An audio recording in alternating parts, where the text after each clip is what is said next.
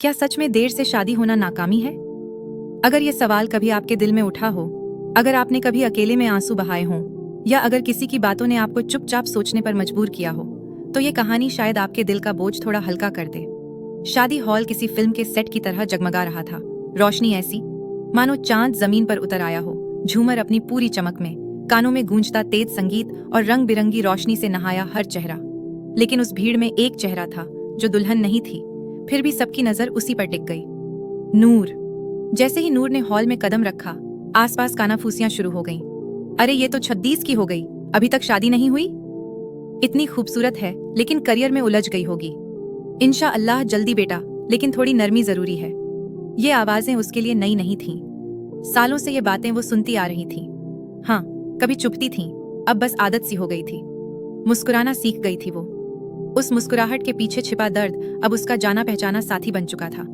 उसी हॉल में उसकी चचेरी बहन दुल्हन बनी हुई थी, फूलों के नीचे, शर्मीली आंखों के साथ अंदर आती हुई। नूर की माँ एक कोने में बैठी थीं, चुपचाप, थकी हुई। नूर उनके पास जाना चाहती थी, पर तभी कुछ और औरतें आ गईं। मुस्कुराते हुए कहने लगीं, तुम क्यों उदास हो? अगली बारी तुम्हारी है ना? नूर ने जोर से हंसने की कोशिश की, लेकिन अंदर कुछ फिर से टूट रहा था। आंखें बंद की तो एक पुरानी आवाज गूंजी, आयशा की। उसकी सबसे करीबी दोस्त, उसकी आईना, उसका सच्चा सहारा। उसे वो रात याद आई जब एक रिश्ता आखिरी वक्त पर टूट गया था। सबने सवाल किए, जज किया, लेकिन आयशा ने बस उसका हाथ थामकर कहा था, नूर, तुम अधूरी नहीं हो। अल्लाह जब किसी चीज से रोकता है तो वो देने के लिए रोकता है। शायद तुम्हारी रूह मोहब्बत करना सीख रही है, अल्लाह के लिए, न कि दुनिया की वाहवाही के लिए। ये देर कोई सजा नहीं, ये तैयारी है। शादी अगर देर से हो रही है तो इसका मतलब ये नहीं कि तुम देर से हो, बस तुम्हारा इम्तिहान थोड़ा अलग है। जब तुम्हारा वक्त आएगा वो इतना खूबसूरत होगा कि तुम खुद कहोगी, या अल्लाह, शुक्र है तूने तब कहा था, अभी नहीं। नूर की आंखों में नमी थी, लेकिन अब वो आंखें भरने की नहीं, समझने की थीं। वो माँ के पास गई, प्यार से उन्हें खाना खिलाया। दुल्हन की पोजिंग देखी, लेकिन दिल में एक ख्वाहिश जागी, अगर मेरी शादी हो तो सादगी से हो, सच्चाई से हो। ऐसी रात हो जो अल्लाह को पसंद आए, न कि बस इंसानों को। एक ऐसा रिश्ता जो मुझे अल्लाह के करीब ले जाए, न कि दिखावे के खेल में उलझा दे। रात को जब सब सो गए, नूर ने अपना इस्लामिक ब्लॉग खोला। एक मैसेज आया था, आपकी पोस्ट पढ़कर मैंने हराम रिश्ता छोड़ दिया, अल्लाह आपको सवाब दे। उसके लिए यह मैसेज किसी भी शादी के मंच से कई गुना कीमती था। उसे लगा उसका इंतजार बेकार नहीं गया।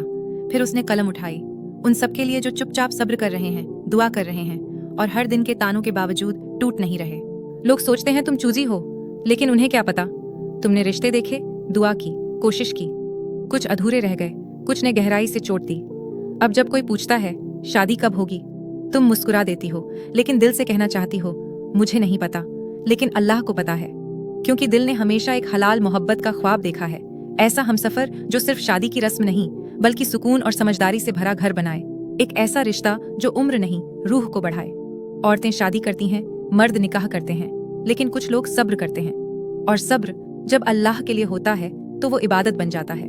रसूल अल्लाह सल्लल्लाहु अलैहि वसल्लम ने फरमाया, मुसलमान को जो भी तकलीफ होती है अल्लाह उसके गुनाह माफ कर देता है, यहाँ तक कि एक कांटे की चुभन भी। तो सोचो, उस औरत का क्या जो हर रोज चुपचाप समाज की बातों को झेलती है? उस मर्द का क्या जो हर हराम रिश्ते को ठुकरा देता है, सिर्फ एक हलाल रिश्ते की उम्मीद में? उनका इंतजार, उनका सब्र देखा जा रहा है, लिखा जा रहा है, और बदला अल्लाह की तरफ से इनाम में जरूर मिलेगा। लोग कहेंगे, पूछेंगे, अब तक क्यों नहीं? पर तुम बस आगे बढ़ते रहो, सजते रहो, उस मुकद्दस वक़्त के लिए जो अल्लाह ने खास सिर्फ तुम्हारे लिए लिखा है। अगर ये कहानी आपके दिल से लगी हो तो इसे किसी और तक जरूर पहुंचाइए। क्या पता किसी और का इंतजार थोड़ा आसान हो जाए। ऐसी और वीडियो के लिए चैनल को लाइक, सब्सक्राइब जरूर करें।